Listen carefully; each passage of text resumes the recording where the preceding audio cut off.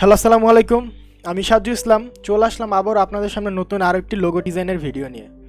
আজকের পর্বে আমি আপনাদের কিভাবে এরকম একটি ব্র্যান্ড মার্ক লোগো তৈরি করতে হয় সেই জিনিসটা দেখাবো এবং শেখাবো। সো পুরো ডিজাইনটি আমার ইলিপস দিয়ে করা হয়েছে এবং একটা ফন্ট ব্যবহার করেছি। ফন্টটার নাম হচ্ছে কখন রেগুলার। এর আগেও আমি একটা ভিডিওতে কখন রেগুলার ফন্টটা ব্যবহার করে লোগো ডিজাইন করেছিলাম, আপনারা জানেন। সো পুরো ডিজাইনটাই এখানে আমি ইলিপস দিয়ে করেছি। আর এখানে আপনারা খেয়াল করলে বুঝতে পারবেন যে এখানে একটা বি এবং সি এর আইকন তৈরি করা হয়েছে। মূলত এইগুলোই ব্র্যান্ড মার্ক লোগো, যেগুলোর মধ্যে একটা আইকন থাকে এবং একটা টাইপোগ্রাফি থাকে বা একটা টেক্সট থাকে। আর এই আইকন দিয়েই তাদের ব্র্যান্ডটাকে রিপ্রেজেন্ট করা হয়। সো আজকে আমি আপনাদের দেখাবো কিভাবে আমি এই লোগোটি মেক করেছি। আপনারা দেখলে বুঝতে পারবেন এটা খুবই ইজি একটা লোগো, কিন্তু এর মধ্যে একটা প্রফেশনাল ভাব আছে। খুবই ইজি লোগো, চাইলে আপনারাও পারবেন। আপনারা হয়তো দেখেই বুঝে গেছেন খুবই একটা ইজি লোগো, চাইলে আপনারাও এই লোগোটা ডিজাইন করতে পারবেন। কিন্তু এর মধ্যে একটা প্রফেশনাল লুক আছে এবং এরকম লোগোগুলোই ব্র্যান্ডমার্ক লোগো হয়ে থাকে। আপনারা হয়তো অনেক লোগোই খেয়াল করেছেন, যেমন অ্যাপেল, নাইক, মার্সিডিস ইত্যাদি। সো চলুন কথা না বাড়িয়ে ডিজাইনটি করা শুরু করি। সো করার জন্য জাস্ট আমরা প্রথমে একটা ইলিপস নিয়ে নিব। শুধুমাত্র স্ট্রোকটা রাখলাম। ইলিপসের control C control F copy করে এটার উপরে পেস্ট করে আমি ভিতরে আরেকটা নিয়ে নিচ্ছি।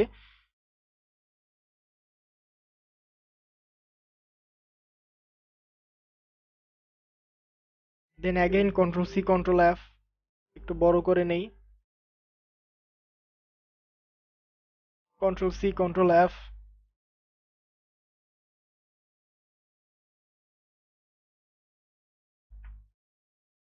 ওকে।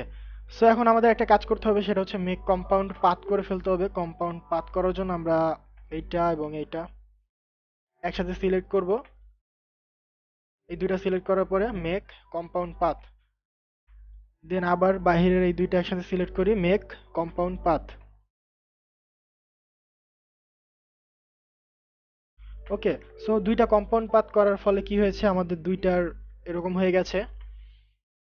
দেন এখন আমাদের জাস্ট এতটুকু দেওয়ার পালা। এতটুকু দেওয়ার জন্য আপনারা পেন টুল ইউজ করতে পারেন, বা আপনারা চাইলে একটা রেক্টেঙ্গেল শেপও নিয়ে নিতে পারেন। সো পেন টুল দিয়ে আমি দেখাচ্ছি। এখানে দেখুন আমাদের এইখানে একটা অ্যাঙ্কর আছে। আমরা যদি এটা ডাইরেক্ট সিলেকশন টুল দিয়ে সিলেক্ট করি, আমাদের এইখানে একটা অ্যাঙ্কর আছে। সো আমরা কি করব, পেন টুল নিব। দেন আমরা পেন টুল নিলাম। পেন টুল নিয়ে আমরা যদি পেনটা এখানে নিয়ে আসি, আমাদের অ্যাঙ্করের উপরে পড়বে। দেন আমরা অ্যাঙ্কর একটা ক্লিক দিব, সোজা একটা এইভাবে টান দিব শিফট প্রেস করে, তাহলে সোজা হবে। দেন আবারও শিফট প্রেস করে এদিকে নিয়ে আসি, এইভাবে আনি, এইখানে মিলিয়ে দেই। ওকে। সো আমাদের এই শেপটাও নেওয়া শেষ। যদি চান আপনারা ছোট বড় করে নিতে পারেন আপনাদের ইচ্ছা মতো। সো আমি এখান থেকে একটু ছোট করে নিব।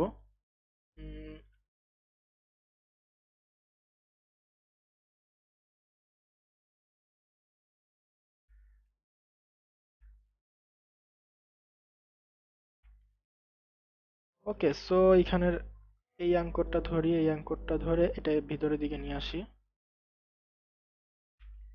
সো এই হলো আমার বিটার কাজ শেষ, এবং হচ্ছে সি এর কাজ করতে হবে। সি এর কাজ করার জন্য আমরা একটা রেক্টেঙ্গেল নিয়ে নিতে পারি। একটু চাইলে আমরা সেন্টারটা সিলেক্ট করে নিতে পারি। আমরা রুলার এনে, রুলার টেনে টেনে এইভাবে আমরা সেন্টারটা মার্ক করে রাখি, তাহলে ভালো হবে। আমরা সেন্টার ওয়াইজ আমরা রুলার টেনে নিলাম। দেন এখন আমরা রেক্টেঙ্গেলটা নিয়ে এইভাবে একটা টান দিব। দেন রেক্টেঙ্গেলটা আমরা সেন্টার করব, রুলারের সাথে সেন্টার করব। দেন রেক্টেঙ্গেল প্লাস আমাদের এই যে ইলিপস দুইটা একসাথে সিলেক্ট করে আমরা পাথফাইন্ডারে চলে যাব, মাইনাসে ক্লিক করে দিব। শেষ। আমাদের ডিজাইন মোটামুটি কমপ্লিট।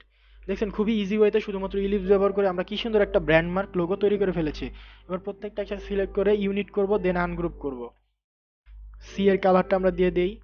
এখানে আমরা গ্রে কালার ইউজ করেছি। এখান থেকে আমাদের সোয়াচের মধ্যে যে এই যে কালারটা আছে, এই কালারটা ইউজ করেছি। কে 90% থাকবে। এবং এখানে আমরা গ্রেডিয়েন্ট হিসাবে ইউজ করেছি ব্লু কালার। ব্লু কালার একটা গ্রেডিয়েন্ট তৈরি করেছি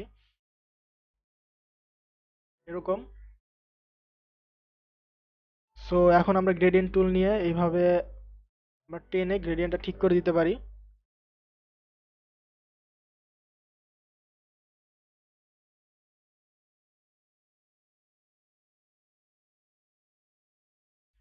ওকে। সো আমাদের লোগো কমপ্লিট। আমরা গ্রুপ করে ফেলি। এবার হচ্ছে আমাদের নাম দেওয়ার পালা। সো আমি বলেছিলাম যে আমি কখন রেগুলার একটা ফন্ট ইউজ করেছি,